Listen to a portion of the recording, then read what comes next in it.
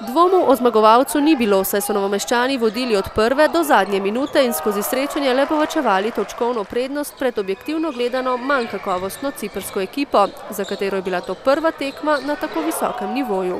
Prva tekma Euro Challenge je za nas bila zelo pomembna, da dobro začnemo to tekmovanje, prva tekma doma.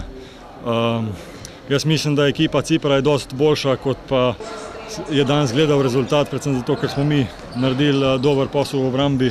Danes nam je steklo v napadu, verjetno je tudi utrovala temu slabša obramba Cipra, ampak ne glede na vse skupaj, mislim, da smo lahko zadovoljni z zmago in jaz tam upam, da se bodo igralci, ki so poškodovani, lahko čim prej priključili.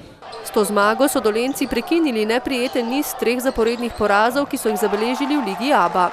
Zaradi težav s poškodbami tokrat niso nastopili 4 domači igralci: Lalič, Klobučar, Golemac in Kastrati, tako da so več priložnosti dobili nekateri mlajši igralci. Oni imajo zdaj priložnost, da se pokažejo, oziroma da pokažejo svoj talent, ali bom tem rekel temu potencial. Jasno, da jim ni lahko.